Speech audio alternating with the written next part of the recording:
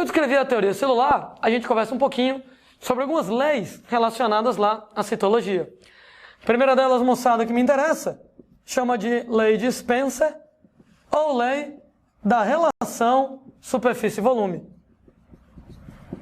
O tal do Spencer aí, ele era um filósofo, um matemático, que de vez em quando pensava em temas biológicos. Por exemplo, certa vez o Spencer começou a pensar: por que as células têm que ser pequenas? Por que as células não podem ser grandes? Por que, por exemplo, você nunca vai encontrar uma ameba do tamanho de uma pessoa? Porque é impossível uma ameba ficar do tamanho de uma pessoa.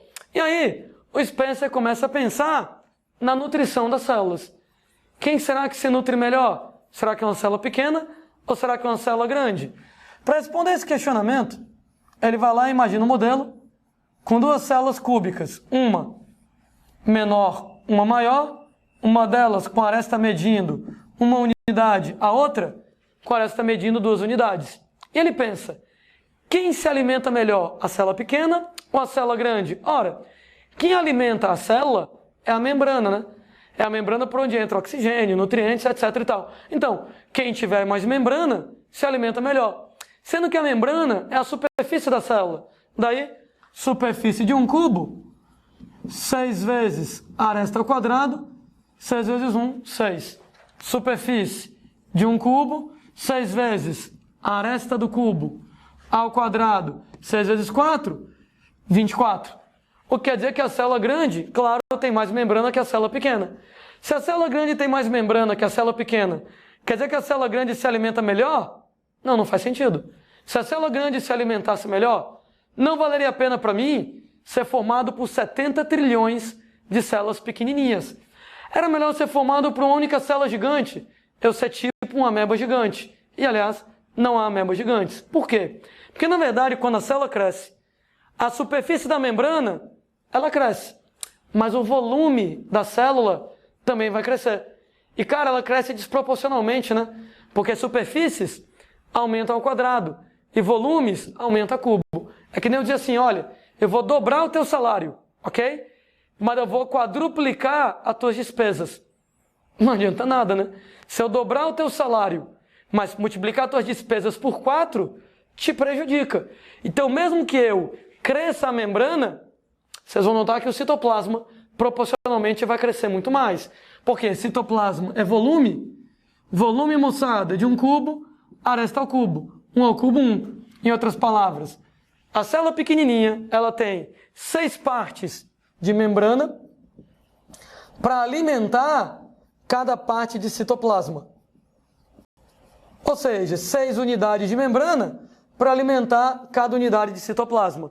Na célula grande, volume do cubo, aresta ao cubo, 2 ao cubo, 8, 24 sobre 8, vou simplificar aqui, vai ficar 3 para 1. Olha como não ficou legal? Enquanto a célula pequenininha, ela tem 6 pedaços de membrana para alimentar cada pedaço de citoplasma, a célula grandona só tem 3 pedaços de membrana para alimentar cada pedaço de citoplasma. O que quer dizer, moçada, que diminuiu a capacidade nutritiva na célula. Daí, quanto maior a célula fica, menor vai ser a relação entre a superfície e o volume. Proporcionalmente, eu vou tendo cada vez menos membrana para alimentar cada unidade de citoplasma, o que não é legal. Em outras palavras, segundo a lei de Spencer, quanto maior é a célula, menor será sua relação superfície-volume, e quanto menor a relação superfície-volume, pior será a sua capacidade de nutrição. Células grandes são impossíveis. É impossível ter uma célula gigante, porque se a célula fosse muito grande, se eu tivesse uma ameba do tamanho de uma pessoa, a relação superfície-volume dela seria tão pequena que a nutrição seria tão ruim que seria inviável. Então não dá para você ter células gigantes, não dá para você ter uma ameba do tamanho de uma pessoa, porque a célula grande tem uma relação superfície-volume pequena e uma pior nutrição. E isso tem um negócio chato, né? Ser grande, moçada, é legal. Existe uma regra muito chata na natureza que diz que quem é baixinho tem mais facilidade de apanhar.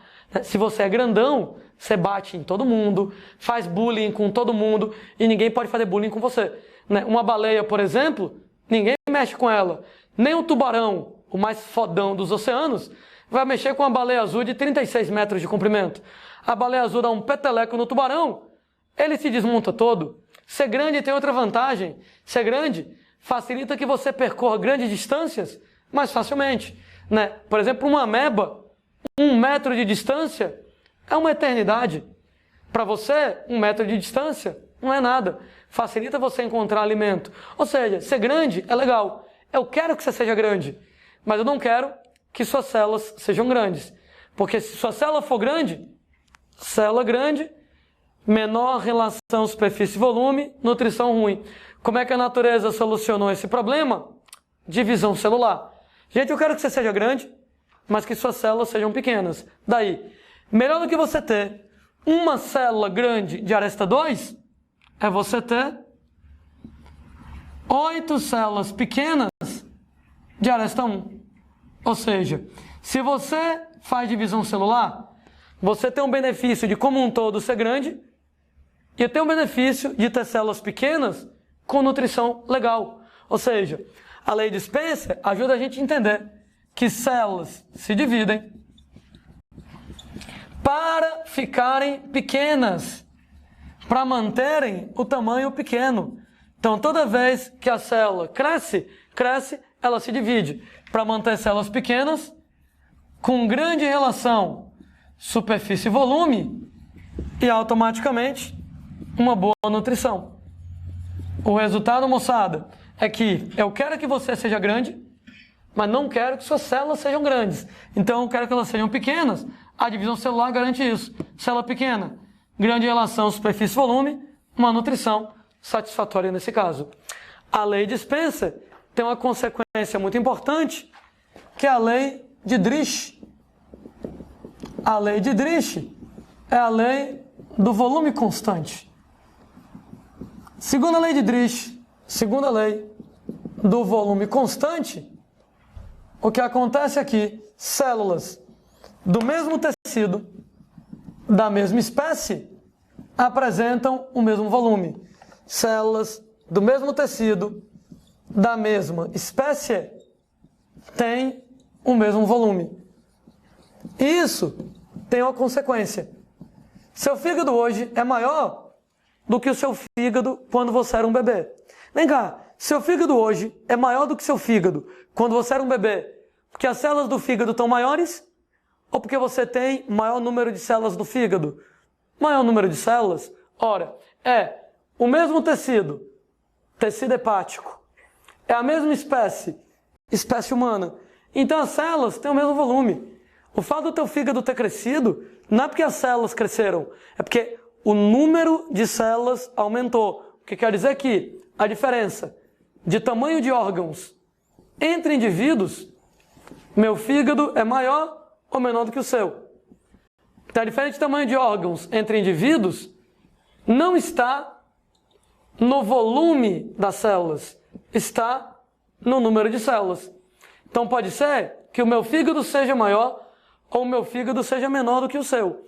Mas a minha célula hepática tem o mesmo tamanho da sua célula hepática. O tamanho é o mesmo. A diferença é que se meu fígado é menor, é porque ele tem menos células.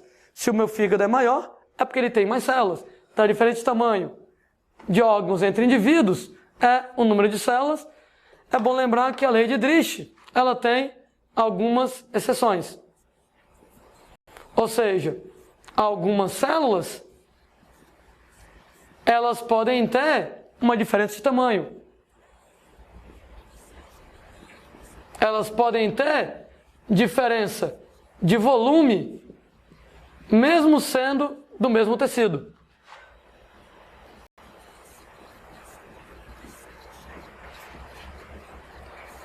É o caso, por exemplo, moçada, de células musculares.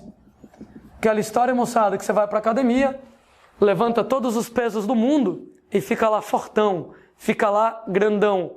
Eu lembro que as células musculares, elas não aumentam de número, elas aumentam de volume. Você lembra de um termo que eu usei no primeiro dia de aula? Elas não fazem hiperplasia, elas fazem hipertrofia, elas não aumentam de número, elas aumentam de volume, nem com anabolizante, nem com anabolizante. Então, antes e depois da sessão de musculação, o número de células musculares é o mesmo. O volume delas aumenta. Então, numa pessoa mais fraquinha, a célula muscular ela é menos volumosa. Numa pessoa fortona, a célula muscular é mais volumosa. Então, é o mesmo tecido, mas a gente tem diferença de volume. Então, algumas células podem ter diferença de volume, mesmo sendo do mesmo tecido. É o caso, por exemplo, de adipócitos. E aí, como é que anda a sua vida? Está estudando muito? Está meio estressado aí com o estudo? Está descontando o estresse da comida, comendo um pouco mais? Não está tendo tempo de, sei lá, correr, malhar? Está engordando um pouquinho? Relaxe. Quando acabar essa loucura de vestibular, você retoma a sua vida normal e perde o peso lá. Mas fato é que se você ganhou 1 quilo, os adipócitos aumentaram de volume. Então você magrinho, seu adipócito é pequenininho. Você fofinho, seu adipócito ele é grandão, ele acumula mais gordura. E quando você emagrecer, o adipócito grandão volta a ser pequenininho. Com muita gordura ele cresce, com pouca gordura ele diminui. Pode notar que é o mesmo tecido adiposo, mas diferença de volume. Com mais gordura a célula aumenta, com menos gordura a célula diminui. São exceções à lei de Drich, que a gente conhece. Né? Como tem algumas outras, estou lembrando aqui somente algumas delas. A terceira e última lei que eu queria lembrar é a lei de Hertwig. Onde a lei de Hertwig é a lei da relação nucleoplasmática. Lei da relação nucleoplasmática.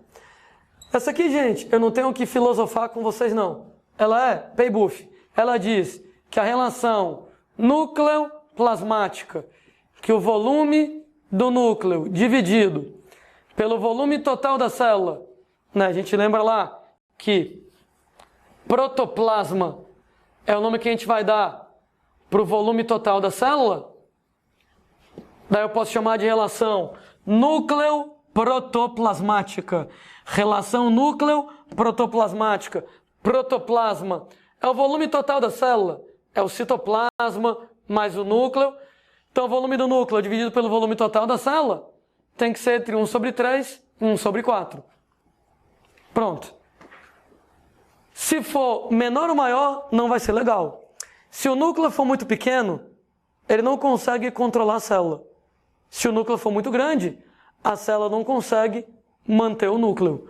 Por isso que você tem que ter entre 1/3 e 1/4. Se o núcleo for muito pequenininho, um núcleo pequeno não consegue controlar uma célula grande. E se o núcleo for muito grandão, você tem que o citoplasma não consegue sustentar um núcleo tão grande. Por isso que o núcleo tem que ser entre 1/3 e 1/4 do volume total da célula.